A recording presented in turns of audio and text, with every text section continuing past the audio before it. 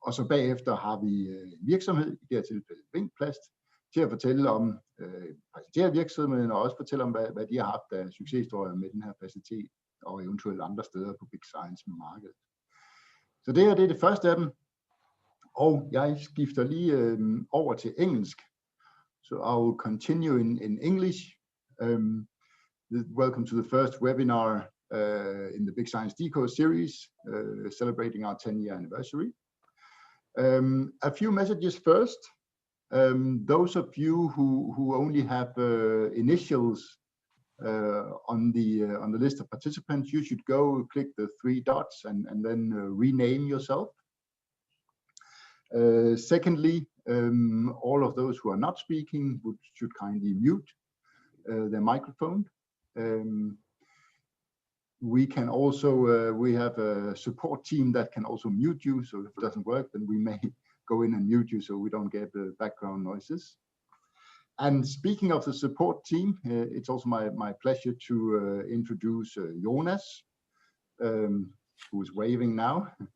Jonas is sitting and running the technical aspects of this webinar, and particularly for the one-to-one meeting series at between 3 and 4 o'clock.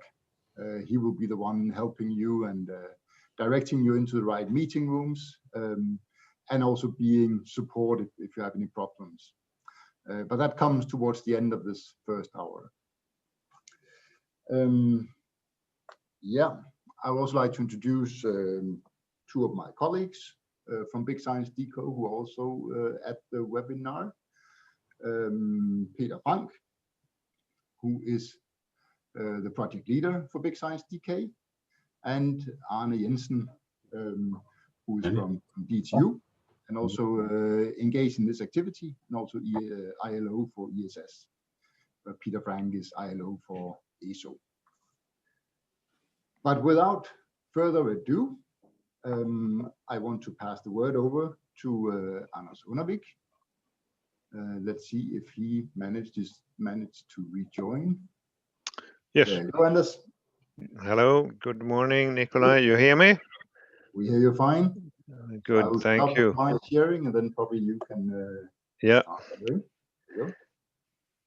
So if everything works as it should, you should see my screen now. Is that okay? Yes, so far you should. If you do presentation mode, then now it's perfect. Great. Yeah. Okay. Thank you. So yeah, good afternoon, everybody, and I'm pleased to be with you at the 10th birthday today. I will explain a little bit my presentation about the introduction of about CERN, legal framework, budget, type of equipment we buy, a little bit about the procurement, the service, the principles, procedures. I will show also the procurement website and some results and statistics for Denmark over the years. If we start with the introduction, so CERN is an intergovernmental organization established in 1953 by a convention among the member states. As an intergovernmental organization, we are not following legal national law, but we are governed by public international law. This means, amongst other things, that we have the right to establish our own internal rules for the proper functioning of the organization. That includes, for example, the procurement rules. We do not follow European public procurement rules. We have our own rules for that purpose. Now, CERN started then in 1954. At the time, we had 12 member states. Today, we have 23 member states, and we have in total 8 associate member states, of which 2 are in the pre-stage to become members. A budget is about 1.2 billion Swiss franc, and on average, we spend almost half of that on procurement. I will show you a little bit later. It's a place with a lot of diversity. both geographical and cultural. We have about 110 nationalities on site from 77 countries. And normally, at least before the COVID pandemic, we were about 2,500 staff members on site.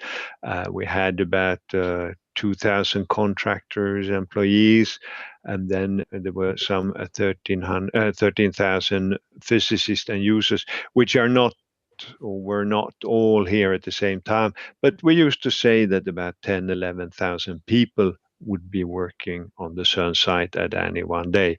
Now, since the COVID, we are now about half of that, 5,000 people, I think, every day working here in one way or another.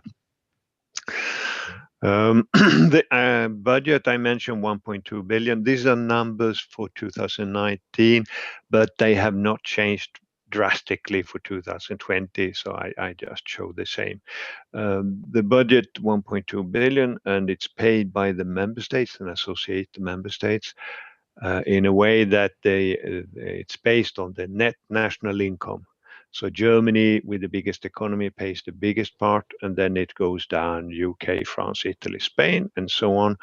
And in the end, you will see that a number of countries have, if I can see here, slide here, pay 1 million Swiss francs. That's because that's the lowest fee anybody can pay. So you can't pay less than that, in fact. And Denmark then is here on 1.72%, 20 million, a little bit more than 20 million Swiss franc. I think this year, 2020, it's about 20.8 million Swiss franc for Denmark, approximately. What do we buy? Why? Yes, you can see here there's a number of recurrent supplies and services, and then you have, of course, we have the equipment for the accelerators, for consolidation project, and new developments. Before I start showing what we buy, you should realize that with a population normally about 10, 11,000 people on the CERN site, it's like a small town or a very big village, if you want. We have, in fact, more than 700 buildings on the CERN site here. We have 3 restaurants. We have several hotels. We have our own fire brigade. We have our own medical service. We have kindergarten. We have bank offices on the CERN site, post offices on the CERN site. So it's like a small town. So some of the equipment and what we buy, services and equipment, just goes for the recurrent supplies and services to keep the place up running.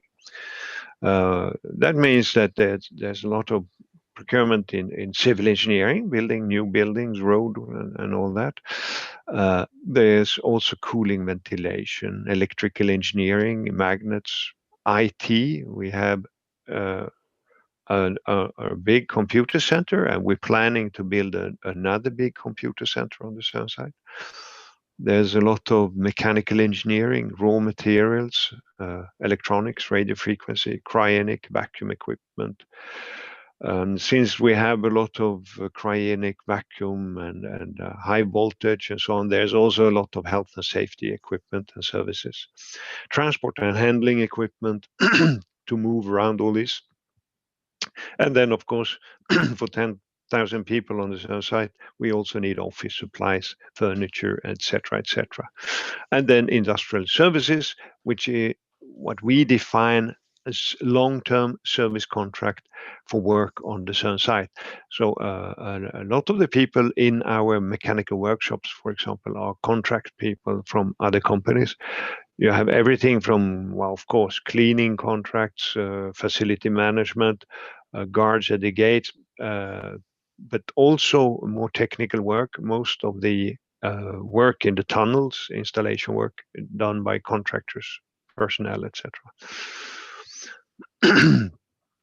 The expenditure, I mentioned the budget, 1.2 billion Swiss franc, and over the years you will see the expenditure curve split up, what we call it in services, well, for the experiment teams, and also supplies, etc., giving a total expenditure about, I've drawn a line here of 500 million. and you see it's more or less on average 500 million something. During the peak period when we constructed LHC, it was considerably higher than that. And then we spent a little bit less afterwards because we had to reimburse some loans we took up for paying for this high expenditure during the LHC period. Now we are in 2019, we spent in total 530 million or so. With the project now, it's called high luminosity LHC. It's an upgrade. We will probably exceed that, then we will go up again a little bit above the long-term average of 500 million. So we've started it zigzagging a little bit here towards the end, but it will continue on an upwards trend, I would say. The procurement service. We buy in the service everything from CERN.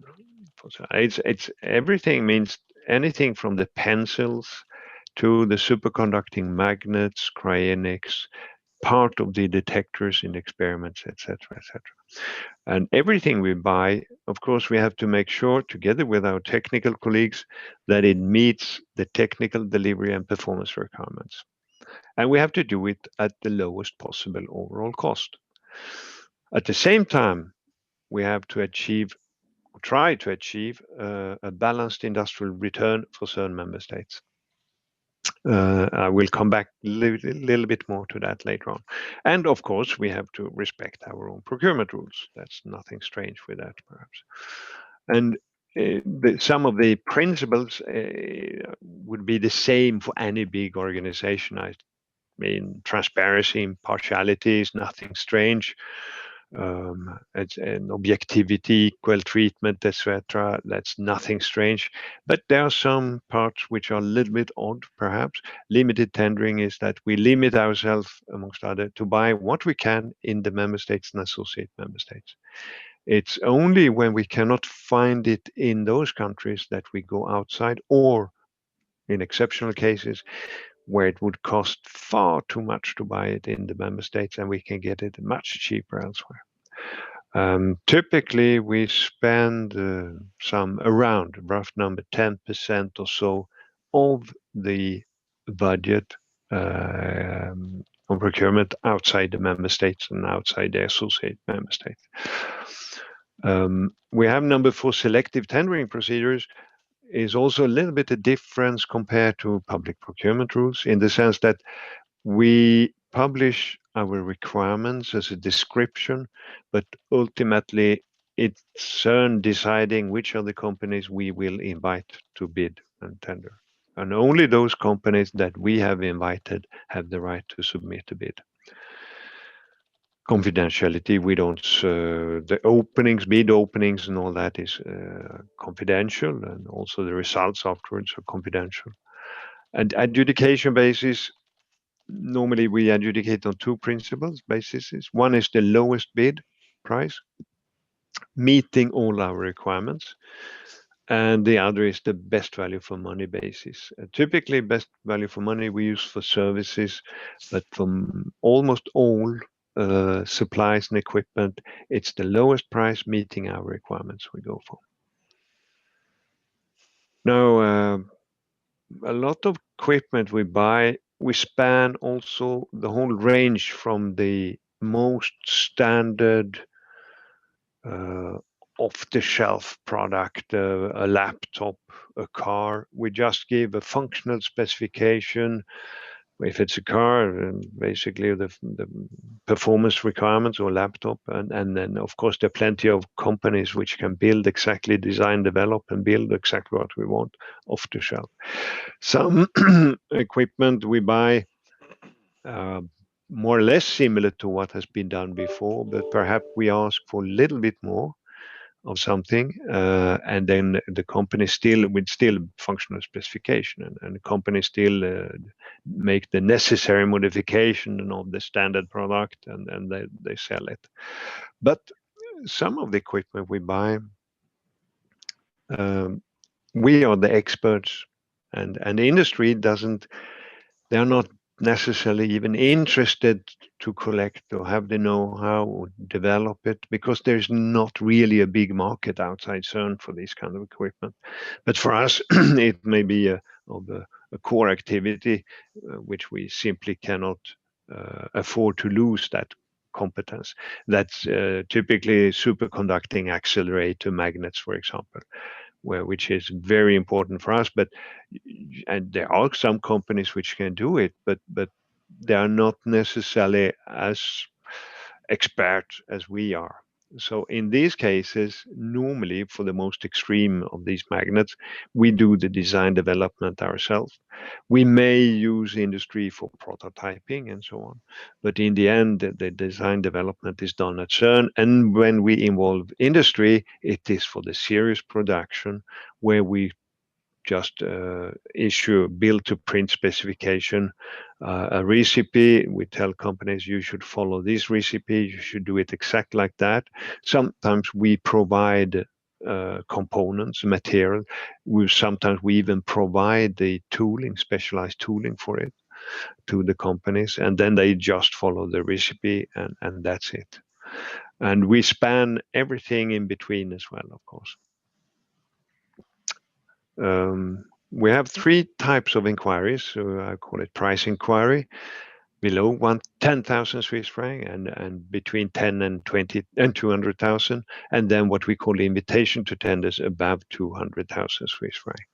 And the procedures are a little bit different. If it's below 10,000, there may be a very simple price inquiry issued directly either by the technical person here at CERN himself, or they involve the procurement officer.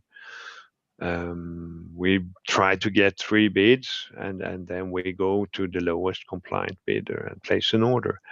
There's nothing particular with it. Price inquiry above 10,000 up to 200,000, little bit more formal. That normally a price inquiry issued by the purchasing procurement service with a small technical specification. We normally try to give 4 weeks to companies to reply. Sometimes it's a little bit less if it's more standard products, but normally we try to give 4 weeks. We try again to get at least 3 bids. And if it's more than 50,000, we send the price inquiries also to the industrial liaison officers in the member states. These ILOs can also propose to add companies to the price inquiry. In the end, we award the purchase order to the company having submitted the lowest compliant bid.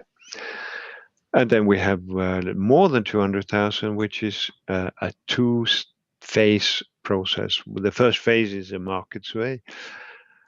In fact, the first phase really is that we announce it on our webpage, and you can find, I will show more about that later on, where you can find information. Then we start the actual process, which is the market survey, with a technical description, a qualification questionnaire. We give 4 weeks to companies to reply to it, or if it's still online, the 4 weeks is not critical in that sense, because we haven't, in that case, issued a call for tender, invitation to tender yet. The market survey is just to tell companies a little bit more about what we are looking for, what we need, our requirements, a couple of pages, and the requirement, what we will ask for companies to be able to bid. They need to have a certain experience, they need to have perhaps a certain tooling, etc., etc. After the market survey, we will then make a short list of companies we invite to bid for the real invitation to tender based on the result of the market survey. And the invitation to tender includes a commercial tender form to fill in prices in, technical specification, and annexes. All documents are checked by what we have here, specification committee, to ensure that they are transparent, objective, and not favor any particular company. Deadline normally is 4 weeks, sometimes a little bit more. There may be clarifications asked by the companies. in which case we answer all bidders the same thing, and questions are repeated but anonymously, so nobody see who has asked the question. We may also have what we call bidders conferences, if we think that it would be useful for bidders, for example, to come to the CERN site to see the area or the facility where something should be installed or the work should be done. Bids shall be submitted via CERN's e-tendering application. Yeah, that's also the case for most price inquiries. The bids are downloaded from our application, and bids themselves have to be uploaded on the same application. And then we have the opening of these bids, and we check if everything is okay, and then there may be some clarification meeting with the bidders, and then we award a contract. And then they say alignment rule applicable, and that depends on the country of origin. Under certain conditions, a bidder offering goods originating in what we define as poorly balanced member states is allowed to align its price to that of the lowest bidder. And the originating, well, what does it mean, all this? It means that we have country of origin. For services, it's on the left side, at least 40% had to come from poorly balanced member state. And for supplies, at least 60% have to come from poorly balanced member state for the bid to be considered as coming from a poorly balanced member state. And what does it mean? Well, when you saw Denmark paid a little bit more than 20 million to the budget every year. And for supplies, in total, we spent 530 million, I think, in 2019. Supplies of that was, I think, 300 million or a little bit more, 350 million. And then there were services, utilities, and so on. The 20 million of Denmark, that correspond to if I'm not wrong, was 2.5% or something like that of the budget. Now, if of the supplies I spent 2.5% in Denmark, I divide the percentage share of the expenditure of supplies in Denmark with the percentage contribution to the CERN budget. If I would spend 2.5% of supplies in Denmark, I would divide 2.5% divided by the percentage contribution, 2.5%. I would get an industrial return coefficient of 1. And that is how we define a well-balanced member state. Anything below than 1 is poorly balanced. And if it's below 0.4, it's considered very poorly balanced member state. Now, if the lowest bid comes in from a company having done or proposing equipment from a poorly balanced member state, then, then we, okay, let me come back on that. The rules for the alignment, it's only for contracts on lowest compliant basis. And it's only for contracts exceeding 100,000. And it's only if the price difference is not more than 20%. And here are the list of the very poorly balanced member states and the poorly and well balanced. And the alignment says basically that if the lowest bid is from a poorly balanced member state, we will negotiate a contract with them. But if the lowest bid is from a well-balanced member state under these conditions, we will then look for the lowest bid from poorly balanced member states, and provided they are not more than 20% more expensive, we will ask them to align to the same price as the overall lowest bid, in which case they will get the contract. That's the alignment rule. And Denmark, you will see, is here poorly balanced. It's in the middle. It has not received its fair share of contracts, so there may be some advantages there. The procurement website, what is that? Well, we have a lot of information on that. It looks basically like this. If you go to the CERN General website, and then at the bottom of the CERN General website, there's doing business with CERN, I think it says, or something like that. You click on that, then you come to the CERN procurement website. And there are different fields, blocks here you can look at. And one is, for example, the business opportunities. I told you some minutes ago that everything above 200,000 we announce, and we announce it there. You click on these business opportunities. You can see what we have as business opportunities at CERN, but you can also see opportunities at some of the other big international organizations if you want. We are kindly enough to make some publicity for them as well. But if you look at CERN, it will look something like this, where each line is a purchase requirement. They are not sorted in any particular way. The most recent comes up at the top, and then they get older at the bottom. We typically have 50, 40, 50, 60 requirements published at any one time, and it says if it supplies or services. It mentioned a short description what it is, and it mentioned when we plan to issue the market survey and when we plan to issue the invitation to tender. It also gives name and contact details. If you want to contact a technical person to discuss about it, or the procurement officer, you can do it. If you think that this thing I would be interested in participating, you can just click on the procurement service link on. Let's see if I see it here, and it opens an email where you fill in what you're interested in participating for that. And once we issue the market survey, you will get automatically contacted. The list also gives the procurement codes, which is how we categorize the procurement in different type of materials. If you are registered in our database, supply database, you register for the different procurement codes. There's a list what they mean in there, and I will come back on that. And then you will get automatically contacted once we have requirements for those activities. You have also then to register, as I said, to the CERN procurement platform. That's how you have to do that, to register there, to be able to receive orders and contracts, call for tenders and so on from CERN. So if you're not registered in our supply database, do that as soon as possible. This is how it looks like when you register. Some information about the company, address, contact details. You see procurement codes and banking details if there are invoices to pay. All this is standard information, nothing particular. Again, as I said, this allows you to be visible for us for future opportunities. And it allows you to receive and follow up orders, send invoices, and so on. Everything can be handled over that supply platform, a supply database and procurement platform.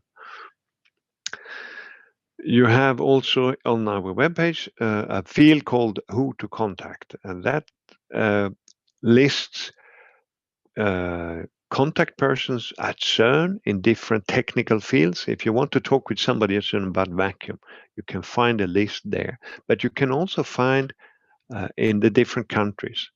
So there we have Nikolaj, our dear Nikolaj, as industrial liaison officer with all contact details. And also for the other member states, if for some reason you would like to talk with an industrial liaison officer in any other member state. And of course, the industrial liaison officer is our primary contact person with industry in the different countries. In particular, for those who have not already a well-established contact with CERN. You're not obliged to go via the industrial liaison officer if you know people at CERN, of course. But for people who do not, or companies do not know CERN so much, it's quite convenient. Some information statistics, what we have about Denmark so far in our database, we have 73 Danish companies. I think we could easily fill it up with many more. The number of contracts and so on active in 2019, market surveys dispatched, these are just standard numbers, nothing particular. Industrial return for Denmark, I show it just, the columns show expenditure in Denmark. The gray line, the industrial return coefficient, and the green line, the target, what it should be. It should be 1. We calculated a little bit differently before 2017, so the target varied a little bit. But since 2017, we have changed the way of calculating. It should always be 1 for supplies. And it went up from 17, 18, 19, and then 2020 so far, not so good for Denmark. We hope it can still improve a little bit before the end of the year. However, for services where the target is 0.4, it is much better for Denmark. Strangely enough, perhaps, but there are Danish companies involved with some local French companies in consortia doing very big service contracts for us. A lot of the people work in technical works, for example, in the tunnel, handled by people from Danish companies. Some of the top suppliers, just without mentioning anything particular, this is by country of supplier. So the Danish companies have Danotan, VINK, Plast, Prodan, etc., etc. There's nothing. Physik, well known, etc. There's no particular. It's just some of the most recent in 2020, I think. Here we see by country of origin. So you will see the first one is, in fact, the consortium. You don't see the name of it. It's Bruno Sørensen. It didn't fit. I just made a snapshot from a table, but it's a consortium with Sergelec and then Bruno Sørensen, and there's a significant Danish part in that consortium. Although the consortium itself has the address in France. You can also see Electrotel is a Romanian company doing equipment where they subcontract a big part to Danish companies, and that's why some of the contract amount is considered as being of Danish origin. The same for Socio Unico, etc. A part of it subcontracted to Danish companies. Otherwise, these are the same companies as the Danish, more or less, we see. And I think that is more or less what I had to explain to you with my 30 minutes or so. Unless you have any questions, of course, in which case I would be very pleased to answer them. Thank you very much, Anders. Good to hear an introduction to the whole way of doing business with CERN. The floor is open for questions now.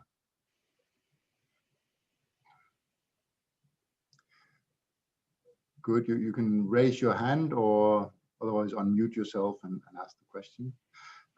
I just want to highlight one thing that for those of you who couldn't participate, there was just 2 weeks ago the BigScience Business Forum as an online meeting. And there actually Jerome, who's also part of this meeting for the one-to-one meetings, he presented the specific upcoming call for tenders at CERN, and the presentation from Jerome is actually online. And if we didn't already submit it in a newsletter from BigScience.dk, we will do so. You can go in and check what are the specific things that CERN needs to buy.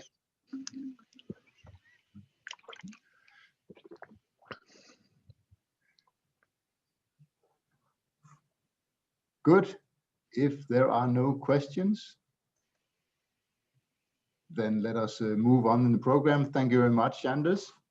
Yeah, I will unshare. Good. So I neglected to mention one thing when we started, that actually Jonas is recording our session as well. And I will just ask you, if anyone has a problem with this recording, then write me an email, and then we'll blink you out or not publish it. But just to let you know that we are recording the session. Now I would like to invite Simon Jensen to take the floor and share his presentation from VINK Plast. And I don't even know, Simon, will you be talking in English or Danish?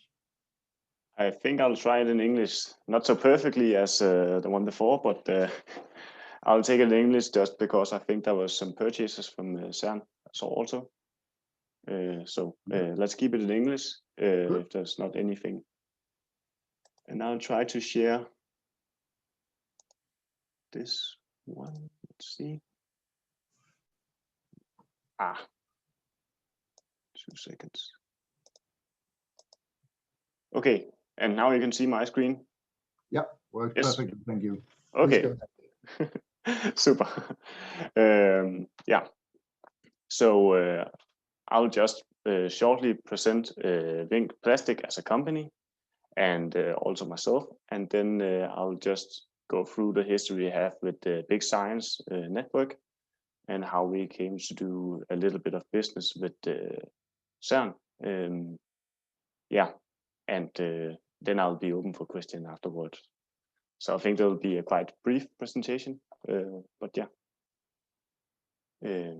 Just shortly about me, I'm a business developer here at VINK Plastic, and my main task is going out at other businesses as a consultant and help them with the plastic needs and specifications, and also having these tech talks with the companies. So that's my role at VINK, and I have a background as a chemical engineer with specialization in plastics. Yeah. So that's just shortly about me. About VINK Plastic, I'll just do this. Yes. Some key figures about VINK Plastics. We as a main business are seated in Randers, and also have a facility in Lystrup, Aarhus, and Lindø Harbor.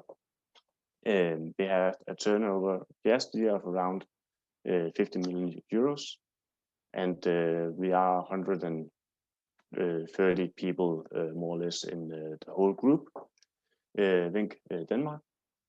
And in Randers, we do mainly distribution of plastics and also machining and plastic. And in Lystrup, we have injection molding and vacuum molding and some other processes in hot forming of plastics. And at Lindø, we have a assembly site where we assemble things for a key customer at the Lindø Harbor facility. Yeah. We have 3 main segments here in VINK.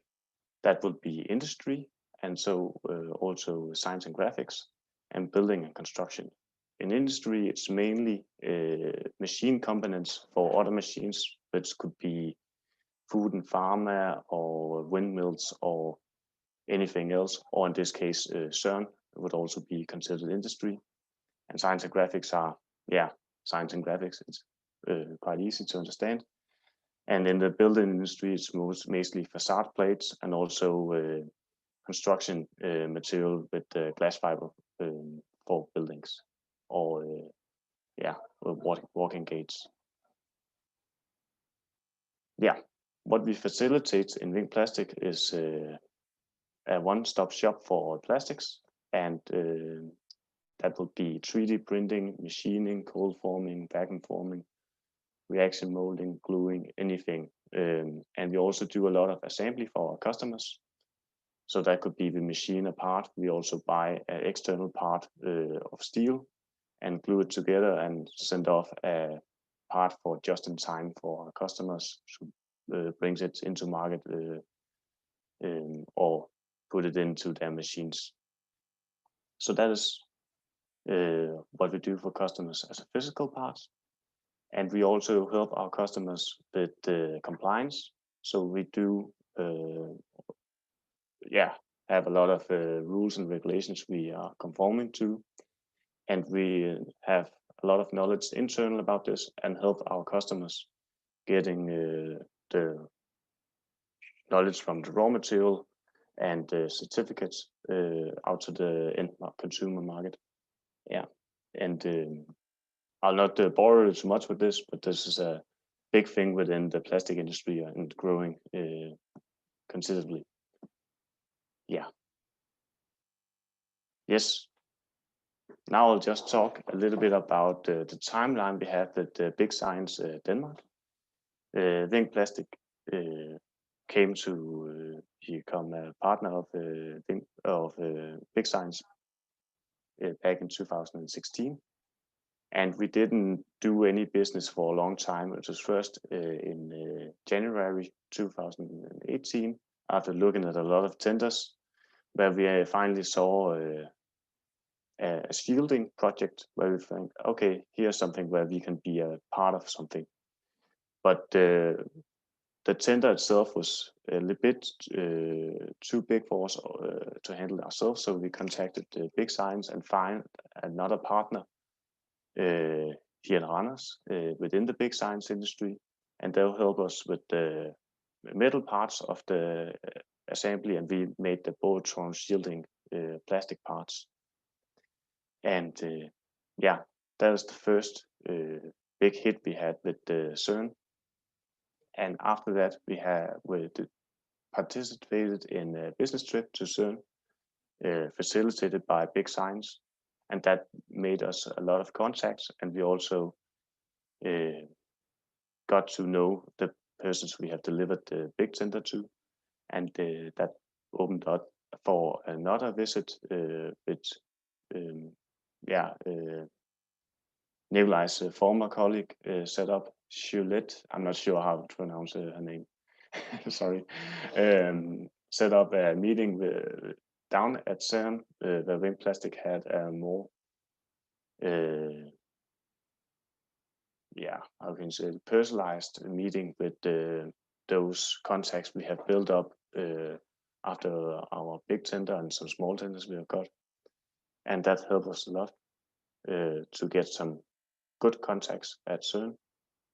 So when we got down there, we got to see the shielding plattings we delivered, and that was quite nice to see it fits, and also just to know what your products are used for. You don't always get to see that as a sub-supplier. And when we was down there, what we tried to communicate to the persons down there, what was we could facilitate all types of plastic from an ISO certificated company here in Denmark.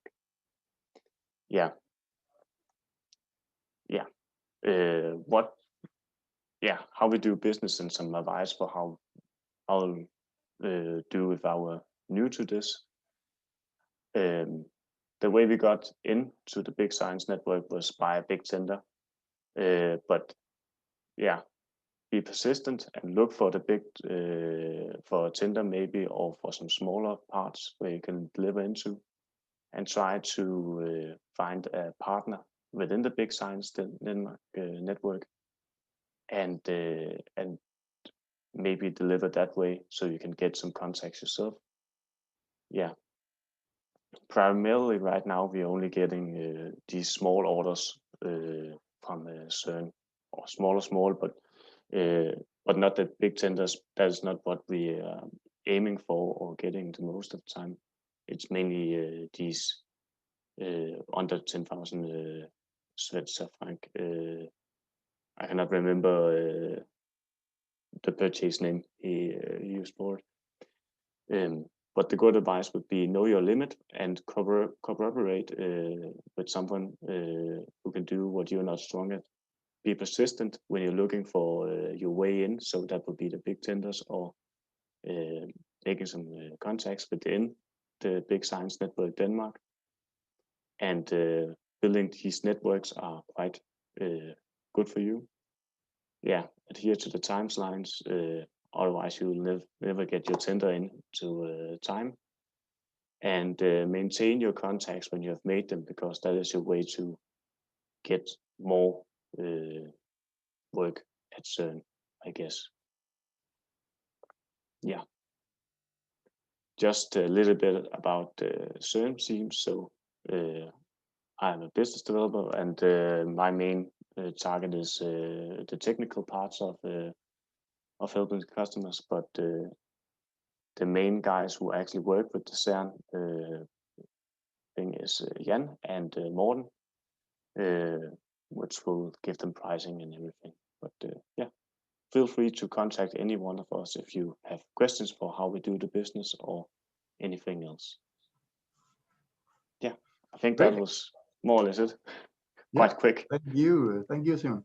And I know you haven't been involved in this for so long, so I'm very happy that you could step in instead of Jan for this event.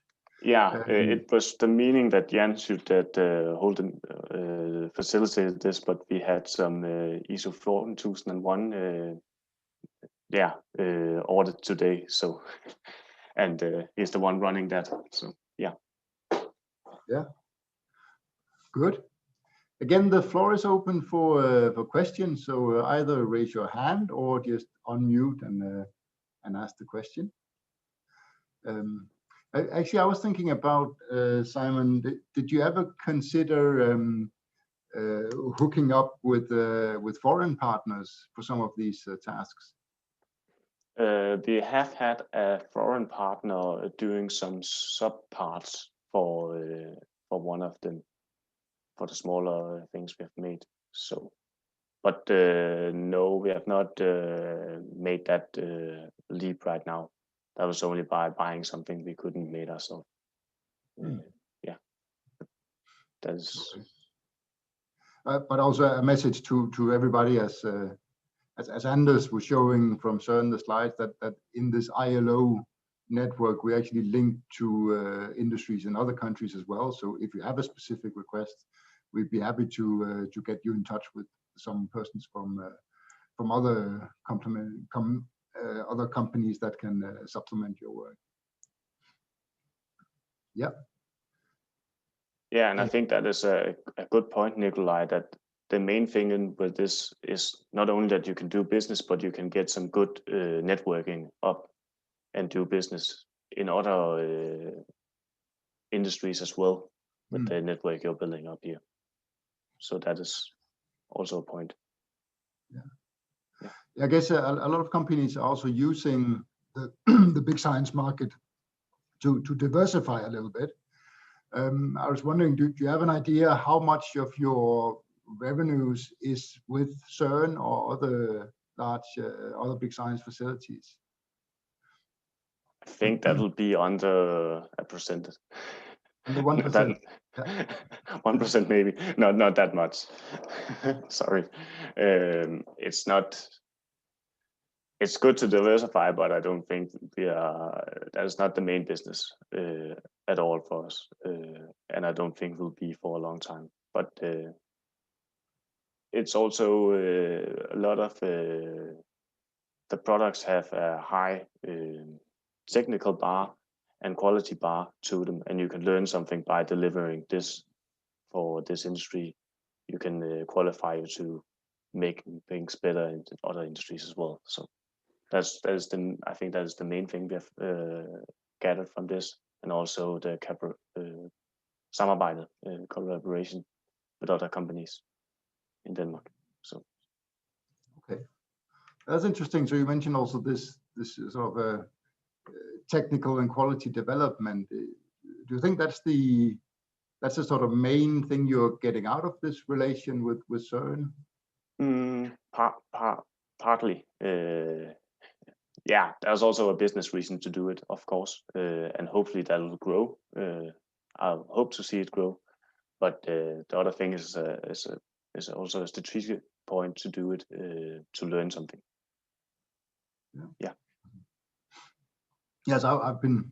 But please, someone interrupt if you have any questions. So I'm just curious. I'll just keep asking questions. No, I mean the next one is basically a comment. That I think what impressed me was sort of the strategic choice that you made. I mean, you did the first trip to CERN with a group of companies, and then actually together with Juliette, you went down more targeted and had to set up a series of meetings. And it was quite clear that, I mean, you wanted this to happen, and you were ready to accept that the first couple of years probably wouldn't give so much revenue, but it's good that you won the big contract. Yeah, and it is a strategic point you have to make if you have to see a payout of this, and you'll have to be persistent. and look for your way in, because it's like any other business. It's hard to get a foot in the door, but once you have it, you'll see some trickle down of your work to your bottom line in the future. So I think that is a good thing. Hello, Simon. Thanks for the presentation. I have a question. With the first tender, you said that I think you spent 2 years trying to find something you wanted to make a bid on. Yeah. How did you decide that this project we want to try and make an offer? Yeah, I think that the reason we didn't make an offer for a lot of the other things is that is machines. So that would be like vacuum pumps or anything else. So big tenders for things we do not deliver. So when we finally saw a part that was only plastic and some aluminium shielding, that was the perfect bid for us to get in on, because more than 80% of that tender was plastic parts, and the rest of it was some aluminium part that we could buy from a business partner. So, okay. I think if you are doing, I don't know what you are doing, but if you're doing machines or something like that, I think you can find tenders quite easy within the list. But yeah. Because I have also I have not been a member of BigScience for that long, but I look at all the tenders, and I can get kind of confused sometimes, because I have a description and I'm not really sure dimensions. I don't know material, so it confuses me if I should say, oh, I might be interested in doing this, but I'm not really sure how it's working, and since we are quite new and we have not made any offers yet. So for instance, for the big tender we made the first time, there were some specifications, and we asked for getting more specifications for the plastic part. And what we could offer was actually a bit off spec. I think it was the e-mobilers was 10% off or something like that. And we had a discussion with the scientists down there, and it was not the e-mobilers they were using, it was the boron that was inside the plates they were using. So it didn't do anything. But definitely get in touch with the technical guys down there and ask if you can deliver what you're thinking of, or understanding the tender correctly. Okay, thank you. Yeah. May I reply on that, Stephen? And I think the advice you just got is the exact right one. If you get an inquiry from CERN and there are unclear issues, or there are things which you cannot perhaps do exactly as asked for by CERN, you should always contact CERN.